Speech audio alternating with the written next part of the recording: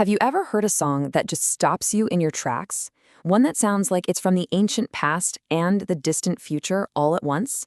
Well, today we're diving deep into a track exactly like that, released by Afro Celt sound system. We're going to explore its really powerful backstory and break down the incredible mix of instruments that gives it such a unique soul. So here's how we're going to do it. First, we'll get into the emotional story behind the song. Then we'll explore the Celtic instruments that give it that mystical vibe, followed by the African instruments that provide its heartbeat. And finally, we'll see how it all comes together in this amazing musical fusion. You know, to really get release, you have to understand where it came from. The music isn't just a collection of notes, it's a journey, one that goes from a place of really deep loss to a powerful sense of catharsis. Okay, so let's rewind to 1995. A producer named Simon Emerson has this pretty radical idea. He thinks, what if you could take the ancient haunting sounds of Celtic folk music, combine them with the driving rhythms of West Africa, and then put it all on top of modern electronic dance beats? And just like that, Afro Celt sound system was born. Their first album, Sound Magic, was a huge hit. I mean, the band was on a roll. But right as they were getting to work on their second album, something terrible happened. And honestly, the future of the whole project was suddenly up in the air. The band's keyboardist and programmer Joe Bruce, a really core member of the group, died suddenly. It was absolutely devastating. The band was grieving, and all the momentum they had for their new album just stopped. It really seemed like the music might have died with him. But then, an unexpected collaborator entered the picture. The legendary Irish singer Sinead O'Connor heard one of the instrumental tracks the band had been working on. She was so moved by it that she wrote lyrics for it, and her contribution completely transformed the piece into the song we now know as Release. It was the emotional breakthrough the band needed to finally finish the album. So now that we know the heart behind the song, let's get into its sound. We're going to start with the Celtic instruments, the ones that give the track that haunting, almost ancient quality. First up, the incredible uilleann pipes. Now, you might just think of them as Irish bagpipes, and yeah, that's basically right, but the way they work is totally unique. See, unlike the famous Scottish Highland pipes where you blow into them, the uilleann pipes are powered by this set of bellows that the player pumps with their elbow.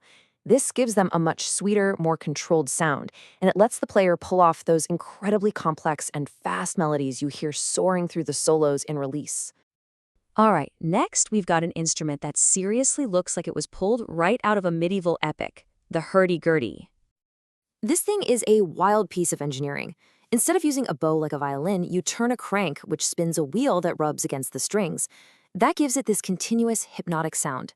The player uses a little keyboard for the melody, but it also has these drone strings that just hold a constant note, creating that mesmerizing hum you hear underneath everything. It's a fantastic sound. And laying down the rhythmic foundation for the Celtic side of things is the bodhran. This Irish frame drum might look simple, but it is incredibly expressive.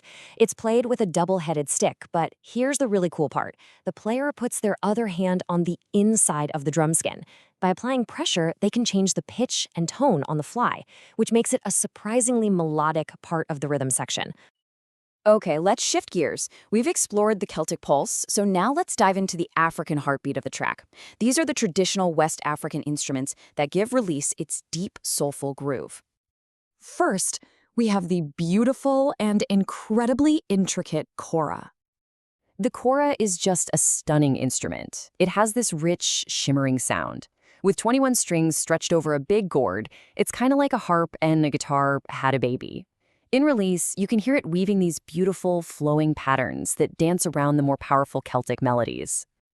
And finally, we have an instrument that absolutely lives up to its name, the talking drum. This hourglass-shaped drum is held under the player's arm. By squeezing the ropes on the side, they can change the drum's pitch a lot. This lets it imitate the tones and rhythms of human speech. In this song, it's used less for a steady beat and more for adding these amazing textures and effects, these vocal-like sounds that seem to be calling out from inside the music. So what you have are these two incredibly powerful musical traditions, each with its own rich history and amazing instruments. The real genius of Afro Celt sound system is how they brought these two worlds together to create something totally new. This is where you can actually hear a conversation happening in the music. The long, droning notes of the hurdy-gurdy and the pipes blend with the sparkling melodies of the kora. The earthy pulse of the bodhran finds a perfect partner in the expressive calls of the talking drum. They aren't clashing. They're in a seamless dialogue. And get this, the fusion isn't just with the instruments. The vocals in Release are sung in 3 different languages: English, Irish Gaelic, and a West African language.